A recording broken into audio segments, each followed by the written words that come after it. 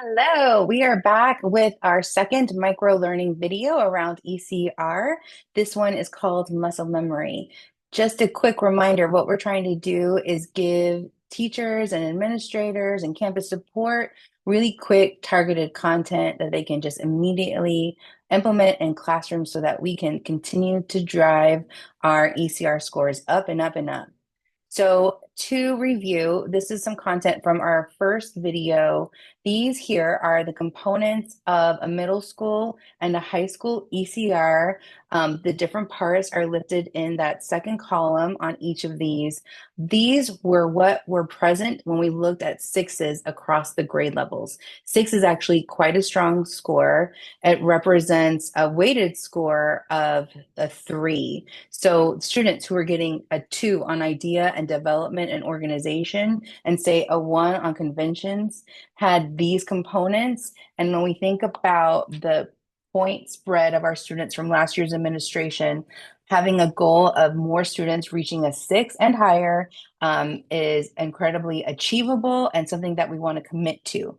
So thinking about these components and just taking a step back and thinking of if we can ask students to be as familiar as possible with these things, build some muscle memory, build some automaticity with not only writing these things out, but I think essentially thinking through them, talking through them, and having these components be the mental model of not just secondary reading language arts classrooms, but across their lives as we practice and gear up for STAR.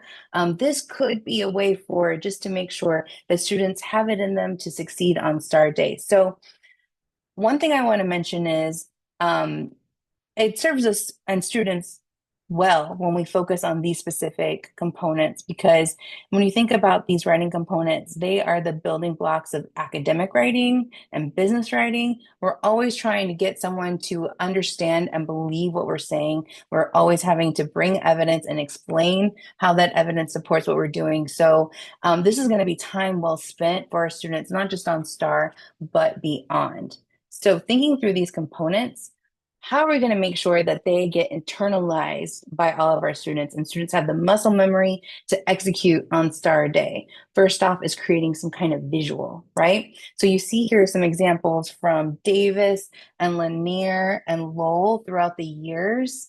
What we want to do is make sure that whatever iteration of the ECR template that we saw previously, you created for your campus, it's everywhere for students. So we're blanketing our walls.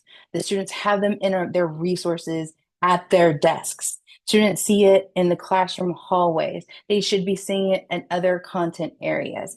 And additionally, if we can add some kind of tactile component like you see here with these hexagons, where they can manipulate, it will make sure to cement the understanding that this mental model of claim, evidence, reasoning, and then again, claim, evidence, reasoning, right? For the ECR is shored up and students can just kind of do it as habit on STAR Day and not get tripped up. So some suggestions that we have for building muscle memory. First off, yes, continue to offer as many writing opportunities and at-bats for writing ECRs and SERs, but we also ask that you consider building in more verbal practice that's explicit within your classroom. I saw this done at Davis Middle School the other day, and it was amazing. What the teacher did was she gave a text-dependent prompt of a passage the students had already read, and then additionally, what we can do is ask students to attend to that visual that we've created. Right here, we can see the claim evidence reasoning poster as an example. This is the mental model we want you to think through as you're answering that text-dependent prompt. So provide the visual, let students turn and talk and develop their claim evidence reasoning or their race in response to that prompt. And then we do a randomize and rotate to promote accountability across all students, but they've been given the tools, right, to be able to have an answer that they can each and every one provide in response. This will take 2 minutes if done quickly and efficiently, and then we're practicing that mental model and building the muscle memory as needed. So want to urge everyone to do more verbal practice alongside the writing practice.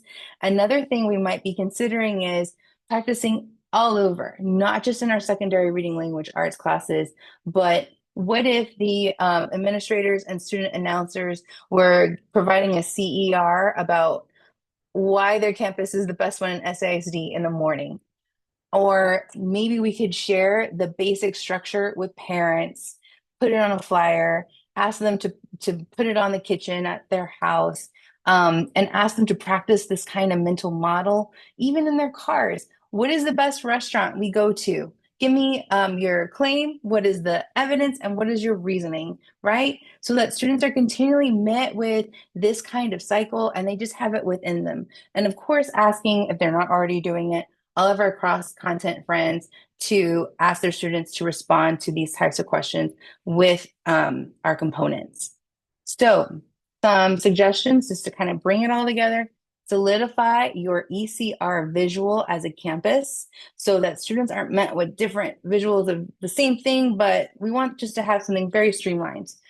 Spread it all around everywhere. The kids can't help but see an example of it everywhere they're going.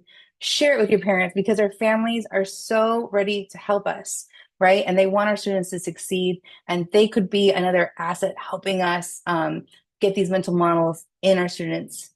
And then leverage as many verbal opportunities as you can throughout the day.